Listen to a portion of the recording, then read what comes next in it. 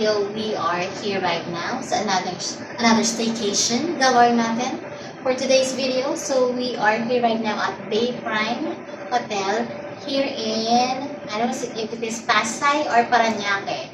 Basta katabi lang namin is COD, City of Dreams, and then Sequoia Hotel. So malapit siya sa LRT Redemptorist. So feel ko Pasay. Alright. Okay, so let's start. So this is a four-star hotel. Okay, so let's start a room tour. Simple lang siya. Simple lang. Okay, coming from the door, we have the bathroom. Hindi ko pa ito naikot. So, let's see what we have here. We have the lights. Isang malaking sink. Then, typical toiletries. Alright. Emerald, shower cup, emerald. They have lotion, small towels, hair dryer, soap. So typical soap ang meron sila. Uy. And then the bath area. Okay. So in bath area, may shower head, may handheld telephone shower. And typical, so they have, yan, shower gel shampoo. So, sadly, hindi siya yung malaki para hindi tayo hingi na hingi. Pero, I doubt kung makakahingi tayo. Alright. Buti na lang may bakit kami dyan. Oops. Alright. Then, we have the toilet. They have the bidet. Then, isang tissue roll paper. Then, towels. Then, there. Okay. Now, let's go up. So, sa labas, carpeted naman yung aisle, yung hallway. And then this, remote namin dito. Then, wooden floor. Vinyl, tama ba direct? Vinyl. And then, we have here the pantry area. And mini pantry, candle, flashlight, and then, medyo tipid sila dito. Simple lang. Tigi-isa. Isang coffee, isang sugar, isang creamer. There. Alright. So, humingi na kami yung bathroom tissue extra. Sila mga girls. And then, they do provide 2 water. Nilagay ko na dito. 2 mineral waters.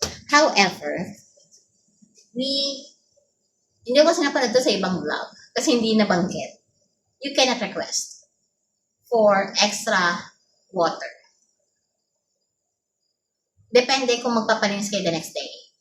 It depends kung ilang araw kayo mag-stay sa hotel. So, typically, 2 bottles per day. And that's it. Anyways, may malapit namang 7-Eleven. May nakita kami. May Lawson. May Korean store sa baba.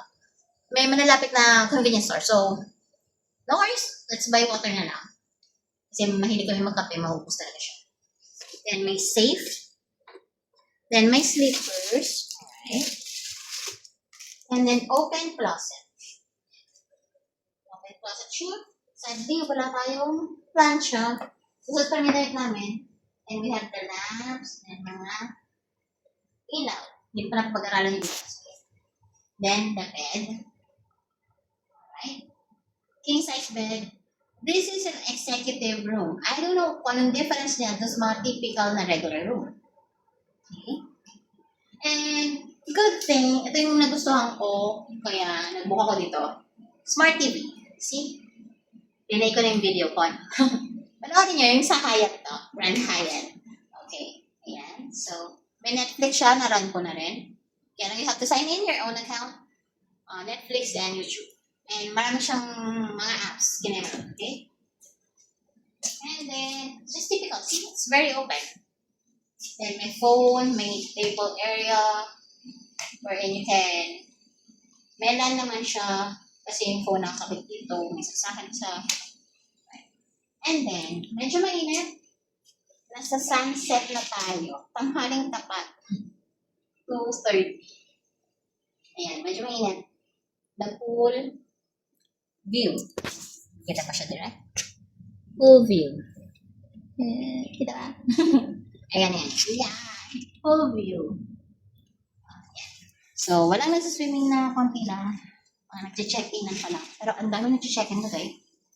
Alright, so that's a mini room tour. Kasi simple lang yung kwarto. We just wanted to relax after a very, very tiring week from work. Okay, so I'll see you for the breakfast and hopefully makapag-video tayo dahil medyo maraming tao. I will try to video yung mga food nila. Alright, so that's it. And we'll try kung mapag-swimming tayo kasi daming people of the Philippines. Alrighty, there we have it. Don't forget to subscribe, like, and share my videos. Ciao! I'll just put anything sa description box kung meron pa akong additional na malalaman dito. Alright, thank you! Ciao!